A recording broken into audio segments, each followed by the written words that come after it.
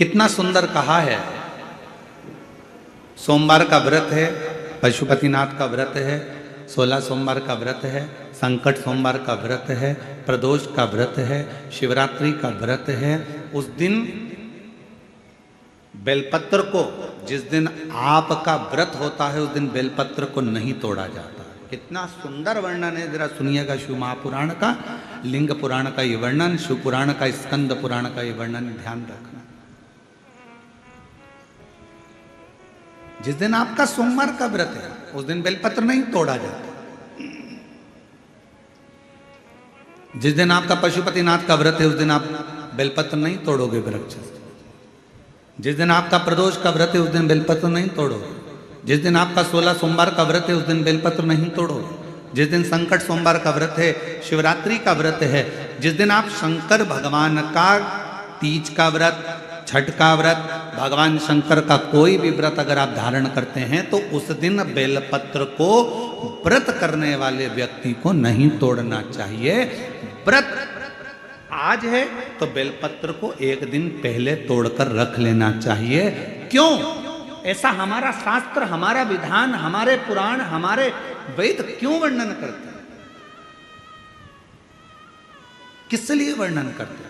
क्यों कहा गया कि प्रदोष के दिन, जिस दिन आपका व्रत है उस दिन आप कोई सा भी व्रत हो, आपका सोमवार का व्रत है, आपका शिव जी का अगर कोई व्रत कर रहे हो तो उस दिन आप भगवान शंकर को चढ़ाने के लिए बेलपत्र मत तोड़ो, एक दिन पहले तोड़ो। क्यों कहा गया?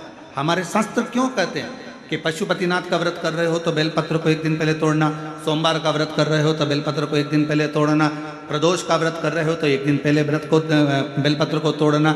एक दिन पहले उस बेलपत्र को क्यों तोड़ा जाता है? जिस दिन हमारा व्रत रहता है उस दिन हम बेलपत्र क्यों नहीं तोड़ सकते? तो हमारा शास्त्र कहता है, शिव महापुराण वर्णन करती है कि जिस बेलपत्र की पूजन आप साल भर में अगर एक दिन भी आपने बेलपत्र को जल चढ़ाया है, एक दिन भी बेलपत्र को नमन करा है, एक दिन भी बेलपत्र के वृक्ष को यदि तुमने पूजा है, साल भर में एक दिन भी आपने अगर बेलपत्र की आराधना करी है, तो आप जब जब सोमवार का व्रत रखती हो, प्रदोष का व्रत रखते हो, आप जब जब शिवरात्रि का व्रत रखते हो, आप जब संकट सोमवार का व्रत रखते हो, पशुपति व्रत रखते हो, तो तुम्हारे उस व्रत को सफल बनाने के लिए बेलपत्र का वृक्ष भी तुम्हारे लिए व्रत रखता है, जिससे तुम्हें उस फल की प्राप्ति।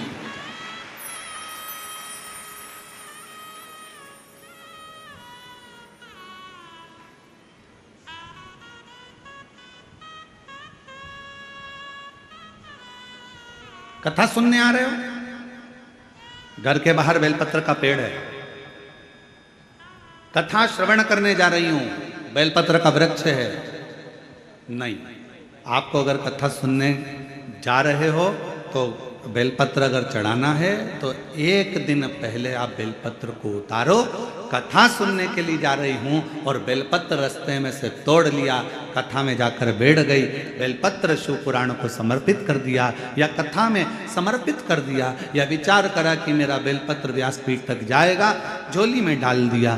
ध्यान रखना, कथा सुनने के लिए आ रही हो, सामने बेलपत्र का वृक्ष दिख गया, उसको झुककर प्रणाम करो, नमन करो और कहो, मेरे बाबा, मेरे शंभु, आपका दर्शन कर कर जा रही हूं। मैं जानती हूं इस बेलपत्र के वृक्ष में गौरी शंकर हैं, मैं जानती हूं इस बेलपत्र के वृक्ष में नारायण लक्ष्मी है, मैं जानती हूं इस बेलपत्र के वृक्ष में 64 योगनियां है, मैं जानती हूं इस बेलपत्र के वृक्ष के तने में स्वयं कुबेर बैठकर साधना करता है। इस बेलपत्र के वृक्ष को मैं नमन करती हूँ।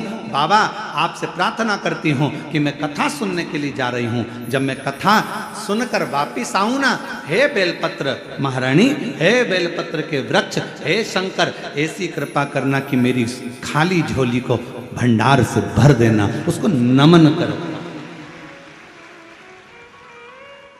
और हम क्या करते हैं? कथा सुनने जा रहे हैं तो बेलपत्र का वृक्ष अपने आंगन में है या बेलपत्र का वृक्ष रास्ते में पड़ गया, 4-6 बेलपत्र तोड़ लिए, कथा में जाकर बैठ गए, कथा सुन ली, बाद में बेलपत्र समर्पित कर, ना ना ना ना, आते समय बेलपत्र को नमन करते हुए